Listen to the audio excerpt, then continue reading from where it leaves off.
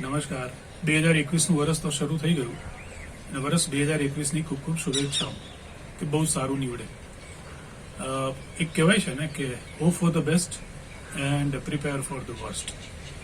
મતલબ કે 2020ના અનુભવો પછી 2020ના જે અનુભવો થયા, જે ઘા આપી ગયું, જે પરિસ્થિતિ આપણે જોઈ લગભગ 8.5 થી 9 મહિના, તો એ પરિસ્થિતિને જોયા પછી 2021 એ ફક્ત વર્ષ જ નથી, નવું વર્ષ જ નથી, પણ એક નવા દશકાની પણ શરૂઆત છે. તો એ નવા દશકાના આયોજન માટે એવા કયા મુદ્દાઓ છે, શા માટે એ આયોજન અનિવાર્ય છે, શા માટે એ જરૂરી છે, આજે એના ઉપર વાત કરીશું. એ વાત કરતા પહેલા મહાભારતનો એક પ્રસંગ યાદ આવે છે. એ કયા પર્વમાં હતો એ મને યાદ નથી, કોઈના પાસેથી સાંભળેલો છે કે મહાભારતના યુદ્ધ પછી જ્યારે પાંડવો પાસે હસ્તિનાપુરની સત્તા આવી અને એ વખતે એમણે રાજસૂય યજ્ઞ કરવાનું નક્કી કર્યું હતું. અને યજ્ઞ કરવા પાછળનું આયોજન એવું હતું કે પોઝિટિવિટી, વાઇબ્રેશન્સ એ ફરી એકવાર રિસ્ટોર થાય, લોકોને સુખ શાંતિનો અનુભવ થાય અને સમૃદ્ધિ આવે. અને એ આયોજન દરમિયાન કોઈ આવી અને યજ્ઞને સફળતા માટે શ્લોકને એના આશીર્વાદ આપીને જાય છે, ત્યારે યુધિષ્ઠિર કહે છે કે ખૂબ આભાર, અત્યારે મિટિંગમાં છીએ, કાલે આવીને દક્ષિણા લઈ જાઓ. અને એ પરિસ્થિતિમાં ભીમને હસવું આવ્યું. એટલે યુધિષ્ઠિરે પૂછ્યું કે ભ્રાતાશ્રી, આમાં હસવા જેવું શું હતું? તો કે મહારાજ ક્ષમા કરજો, આપ અંતર્યામી થઈ ગયા. કારણ કે આવતીકાલે આ બ્રાહ્મણ જીવતો રહેશે જે આશીર્વાદ આપી ગયો, એની તમને ખબર છે. આવતીકાલે તમારી પાસે રાજ્ય સત્તા રહેશે, એની તમને ખબર છે. આવતીકાલે તમે જીવિત રહેશો, આવતીકાલે તમારી પાસે સંપત્તિ રહેશે. આ ઘણી બધી સંભાવનાઓ છે ને, એની તમને અત્યારે ખબર છે. અને એ ખબર છે, એ પાછળનું કારણ શું છે? તો કે 18 દિવસનું મહાભારતનું યુદ્ધ, પરિવારની ખુવારી, 12 વર્ષનો વનવાસ, 1 વર્ષનો અજ્ઞાતવાસ, દ્રૌપદીનું વસ્ત્રાહરણ, એવા લાક્ષાગૃહ, એવા અસંખ્ય બનાવો તમને ખબર ના પડી. પણ એ બધું જોયા પછી પણ આવતીકાલે આ બનશે એ આશાવાદથી જ મેં તમને કહ્યું કે તમે અંતર્યામી થઈ ગયા. વેલ, એ પ્રસંગમાંથી આપણને એટલું શીખવા મળે કે અત્યાર સુધીની આપણી લાઈફની જર્ની અને અત્યાર સુધીનો આપણો જે લાઈફનો જે અનુભવ રહ્યો, 2020નો અનુભવ રહ્યો, તો એ જોતા આયોજન કેવી રીતના સક્ષમ અને મજબૂત કરવું જોઈએ, આજે એના વિશે વાત કરીશું. મારું નામ મિતેશ પાઠક, 32+ વર્ષનો એક્સપિરિયન્સ છે અને એન્ટરપ્રાઇઝ, પર્સનલ ગ્રોથ એના વિશે વાત કરું છું. ચાલ, પહેલી વાર આવ્યો હોય તો ચેનલને સબસ્ક્રાઇબ કરજો, વિડીયોને લાઇક કરજો, લોકો સાથે શેર કરજો. લેટ અસ એક્સપ્લોર મજાની લાઈફ.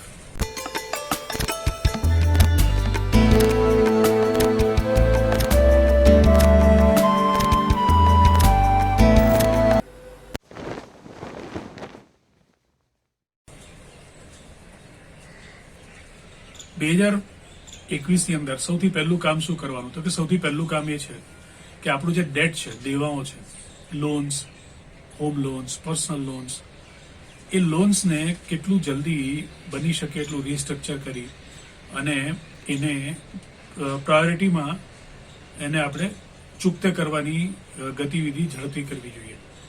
કારણ કે લોનનું જે લોકોએ મોરેટોરિયમનો લાભ લીધો હશે લોકડાઉન દરમિયાન, તો એ મોરેટોરિયમની અંદર આપણે સરકારે આપણને એવી છૂટ આપેલી, ફાઇનાન્શિયલ સંસ્થાઓએ આપણને છૂટ આપેલી, પણ અલ્ટિમેટલી એ મોરેટોરિયમનો લાભ લઈ અને આપણે આપણી જે લાયબિલિટી છે ને એને વધારી છે, એ લાયબિલિટીને આપણે પ્રોગ્રામ કરેલી છે, લંબાવી છે, અને એની અસર છે ને એ આપણા સિબિલ સ્કોર ઉપર પણ પડી હશે અને પડી શકે છે. તો સૌથી પહેલું કામ એ જ છે કે જે દેવું, જે લોન હાઈ ઇન્ટરેસ્ટ રેટની હોય, હાઈ ઇન્ટરેસ્ટમાંથી એને મીડિયમ કે લો ઇન્ટરેસ્ટ રેટમાં કન્વર્ટ કરી અને એને આપણા ફાઇનાન્શિયલ જે પ્રકારના પ્રોવિઝન્સ હોય એને ધ્યાનમાં રાખીને એને ફોરક્લોઝ કરવા તરફ લઈ જઈ શકાય. એટલે આ બહુ અગત્યનો મુદ્દો છે કે આઉટસ્ટેન્ડિંગ લોન્સ છે ને એ બહુ પ્રોલોંગ ના રહેવી જોઈએ. એને અગેન દરેકના મત આના ઉપર ભિન્ન હોઈ શકે છે, પણ આ એક અગત્યનો મુદ્દો છે કે કરંટ પ્રિવેલિંગ સિચ્યુએશનની અંદર લાયબિલિટીઝ જેટલી ઓછી એટલી આપણી સર્વાઈવલના સંજોગો એકદમ ઉજળા રહે છે. પોઈન્ટ નંબર 2, નવી જ્યારે લોન લેવાની પરિસ્થિતિ ઊભી થાય, નવી લાયબિલિટી લેવાની ઊભી થાય, તો ટર્મ્સ એન્ડ કન્ડિશન્સ એ હંમેશા ચકાસી લેવી. એક્ઝિસ્ટિંગ લોન્સ, એક્ઝિસ્ટિંગ લાયબિલિટીઝ કેટલી છે, એટલે એ ખાસ હંમેશા જોવાનું કે આપણી આવક જે છે, માસિક આવક છે, એ માસિક આવકના કે વાર્ષિક આવકના 30 થી 35% વધારેનું પેઆઉટ છે ને એ ઈએમઆઈ તરફ ન હોવું જોઈએ. નહીતર લોનના હપ્તાઓની મોટી ચૂકવણી અને એની સામે જે આપણા રોજબરોજના જે ઘર ખર્ચ છે અને આપણું સેવિંગ્સ છે, આપણા લાઈફના ફ્યુચર પ્લાનિંગ્સ છે, એ બધા જ ડિસ્ટર્બ થઈ શકે છે. એટલે નવી જ્યારે લોન લેવાની હોય ને ત્યારે શરતો, ટર્મ્સ એન્ડ કન્ડિશન્સ આ બધાનો અભ્યાસ બહુ જ જરૂરી છે. પોઈન્ટ નંબર 3, સંભવિત સમસ્યાઓ, આર્થિક સમસ્યાઓ સામે તૈયારી અત્યારથી કરવી જોઈએ. મેં એક બહુ સરસ સ્ટેટમેન્ટ વાંચ્યું છે કે આ 2020 થી 2021 વર્ષ બદલાયું છે, પરિસ્થિતિ હજુ નથી બદલાઈ. મતલબ કે પેન્ડેમિક સિચ્યુએશન છે એ ગ્લોબલી હજુ ચાલુ જ છે. અત્યારે યુનાઇટેડ કિંગડમ છે એ ગ્લોબલી કટ ઓફ થઈ ગયું છે. સેકન્ડ વેવ ઓફ સ્ટ્રેન્સ નવા આવી ચૂક્યા છે અને વેક્સિન પણ એની સાથે બજારમાં ફ્લોટ થઈ રહી છે. મતલબ કે પરિસ્થિતિ છે ને એ હજુ સેટલ થતા સમય લાગશે અને બની શકે કે આ જે અનુભવો 2020માં થયો એવો હવે નહીં થાય એની કોઈ ખાતરી નથી. મતલબ કે આપણે આપણી ભવિષ્યના આયોજનની જોગવાઈઓ છે ને એ જડબેસલાક કરવી બહુ જરૂરી છે. અને એમાં સૌથી વધારે અગત્યનું છે કે રિઝર્વ ફંડ, મતલબ કે મારી જે મંથલી ખર્ચની છે કે ખર્ચની જોગવાઈ છે, ઘર ખર્ચની જોગવાઈ છે, કે મારી જે આવક છે, આઈડિયલી તો ઇન્કમ પર, મારી જે મંથલી ઇન્કમ છે એ મંથલી ઇન્કમના 6 થી 8 ગણી રકમ એ મારું રિઝર્વ ફંડ, સિન્કિંગ ફંડ અથવા ઇમરજન્સી ફંડ એ હોવું બહુ જરૂરી છે. તો આવનારા સંભવિત નુકસાનો સામે આ આયોજન મને એ ઊભું રાખશે. પોઈન્ટ નંબર 4, લાઈફ ઇન્સ્યોરન્સ અને હેલ્થ ઇન્સ્યોરન્સ. તમને થશે કે ગમે ત્યાં વીમો તો ઘુસાડે જ છે, પણ that's a fact. Term plan, retirement plan અને આ બધાનું આયોજન એ અત્યારે નીડ ઓફ ધ આવર છે.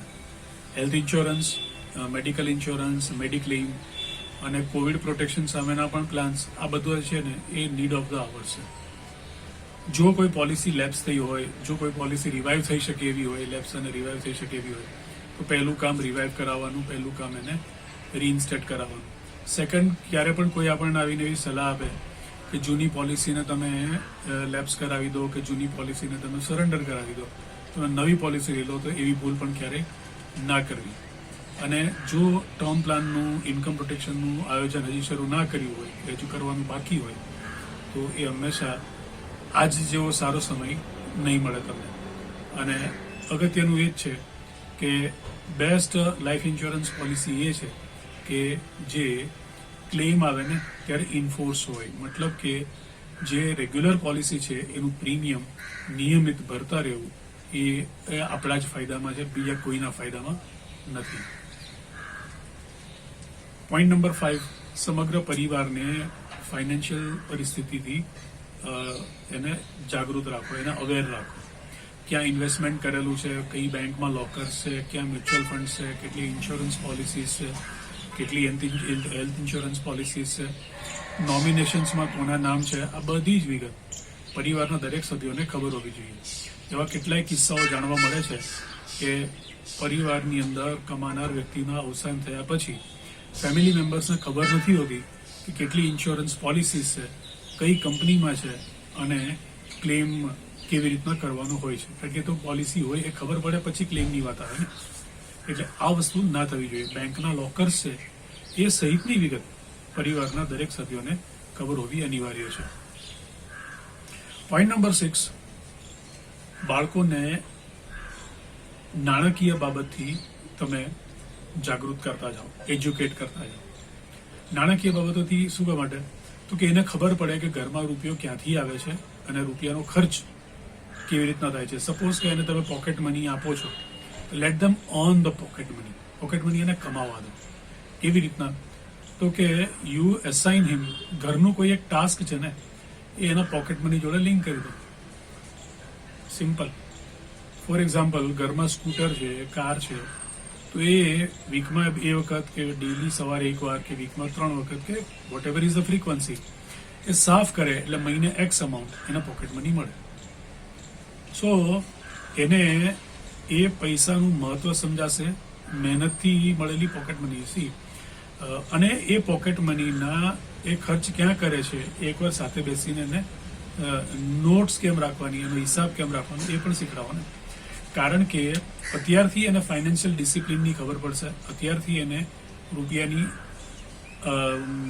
કિંમત સમજાશે અને એને જ કારણે એ જ્યારે ભવિષ્યમાં મોટો થશે ને ત્યારે પૈસા વેડફવાને બદલે એ કોન્ઝર્વેશન અને વ્યવસ્થિત એનો ઉપયોગ કરવાની એને આદત આજથી પડશે. તો આ બહુ જ અગત્યનું છે. Point number 7, estate planning, legacy planning. Estate એટલે તો કે આમ તો નોર્મલી એવું થાય ને કે તું મર્યા પછી કોઈને નક્કી આપવાનું હોય, પણ એની રાહ શું કામ જોવી કે મર્યા પછી કોઈ સુનિશ્ચિત સૂચનાઓ જ ન હોય કે કઈ વસ્તુ કોને જશે, મકાન કોને જશે, પ્રોપર્ટી કોને જશે, ઓફિસ કોને જશે, બિઝનેસ કોને જશે. એસ્ટેટનું પ્લાનિંગ 50 વર્ષની ઉંમર થાય ને એટલે બહુ સરળ છે. સિંગલ 1 પેજર જેને આપણે કહીએ છીએ ને વિલ, એક પાનાનું વિલ એ તમે લખી નાખો. 2 સાક્ષીઓ કે જે આપણા લાભાર્થી હોય ને વિલના, એ સિવાયના બીજા કોઈ પણ 2 સાક્ષીઓ તટસ્થ એની પાસેથી સહીઓ કરાવી દો અને એને સીલ કરીને ઘરમાં મૂકી દો. પ્રોપર્ટી કોને જશે, બેંકની ફિક્સ ડિપોઝિટ કોને જશે, શેર સર્ટિફિકેટ્સ કોને જશે, ડીમેટ એકાઉન્ટમાંથી શેર્સ કોને ટ્રાન્સફર થશે, મ્યુચ્યુઅલ ફંડ કોને જશે, કેટલા પ્રપોર્શનમાં જશે, આ દરેક વસ્તુની ચોખવટ અને સ્પષ્ટતા it should be on paper, કે જેથી કરીને આપણા ગયા પછી પરિવારની અંદર આ મુદ્દે કોઈ આર્થિક વિખવાદ ના થાય. પોઈન્ટ નંબર 8, આર્થિક આયોજન એક છે ને પિરામિડ જેવો પિરામિડ જેવો એક ઇમારત તરીકે બનાવો. સૌથી બેઝ વસ્તુ હોય તો એ છે આપણી ઇન્કમનું પ્રોટેક્શન, ટર્મ પ્લાન, આવકની સુરક્ષા, પછી આવકની સુરક્ષા અને ઇમરજન્સી ફંડ. એના પછી જે આવે છે એ આપણા ભવિષ્યના આયોજન, બાળકોનો અભ્યાસ, રિટાયરમેન્ટનું પ્લાનિંગ, અને એ પછી આવે એ આપણી શોર્ટ ટર્મ અને મીડિયમ ટર્મ નીડ્સ. મતલબ કે આર્થિક આયોજન છે ને એ પ્રકારે ગોઠવવાનું કે જેથી કરીને આજે તો ઠીક છે તો ભવિષ્યની અંદર પણ મારી ઇમારત કોઈ પણ સંજોગોની અંદર નબળી ન જે પરિસ્થિતિમાં હો. એટલે કે ઇમરજન્સી ફંડ, ઇન્વેસ્ટમેન્ટ છે એ મને યોગ્ય સમયે જ્યારે રિટાયરમેન્ટ હોય ત્યારે મને મોટું ભંડોળ આપીને જાય. અને ગોડ ફોરબિડ કંઈ મારે થયું તો મારા પરિવારને કોઈ પણ પ્રકારની આર્થિક સંકડામણ કે આર્થિક તકલીફનો સામનો ના કરવો પડે. મુદ્દા નંબર 9, ટેક્સ પ્લાનિંગ.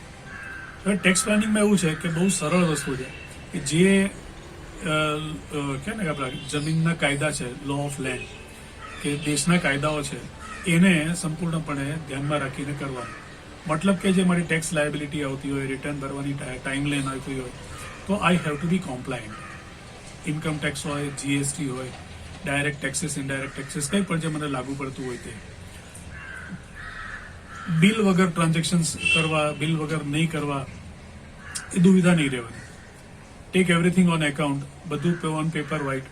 મેં એવા ઘણા ઇન્ડસ્ટ્રીયલિસ્ટ જોયેલા છે કે બેનામી મિલકત હોય. બેનામી મતલબ પૈસા એના નામ કોઈ બીજાનું, અને ઘરમાં જાણ કર્યા વગર જતા રહે અને એ સમયે એ મિલકતની માલિકી કોઈ ત્રીજાને જ મળી જતી હોય છે.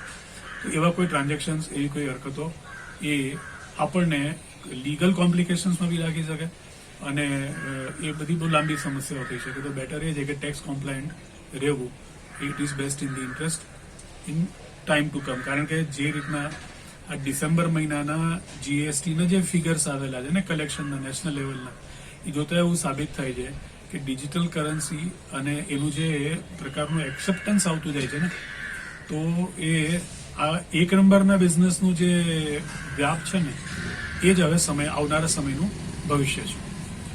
And last but not the least, develop new skills. આ પરિસ્થિતિની અંદર નવું સ્કિલ, નવી આવડત, કારણ કે જોબ્સ આર અનસર્ટેન. કેરિયરની અંદર ખાસ કરીને જે મિડલાઇફની અંદર છે, મિડલાઇફ કેરિયર ક્રાઇસિસ માટે મેં આખી એક સિરીઝ બનાવેલી હતી. એ અહીંયા ઉપર આઈ બટનમાં તમને જોવા મળશે, એ તમે ચોક્કસ જોઈ લેજો. પણ મિડલાઇફ કેરિયર ક્રાઇસિસ તો છોડો, કે જે 40 ઉપરના છે ને એના માટે પણ આ સમસ્યાઓ આવીને ઊભી રહેશે in time to come. Service સેક્ટરની અંદર બધે જ જોબ ઓપોર્ચ્યુનિટી અને એ બધું મર્યાદિત થતું જાય છે. એમ્પ્લોયમેન્ટના આખા નોર્મ્સ ચેન્જ થઈ ગયા, વર્કિંગના આખા નોર્મ્સ ચેન્જ થઈ ગયા.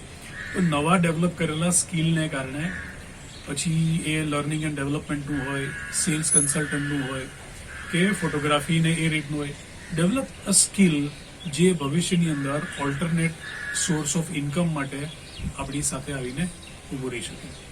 તો આ 10 મુદ્દા એવા છે કે જે આપણા ભવિષ્યને, આપણા ફ્યુચરને સાઉન્ડ, સેફ અને સિક્યોર રાખશે, whatever is the situation in time to come. Wish you again a very happy 2021. Channel પર પહેલી વાર આવ્યા હોય તો સબસ્ક્રાઈબ કરજો, વિડીયોને લાઈક કરજો, શેર કરજો. Thank you very much. Stay safe. જય હિન્દ.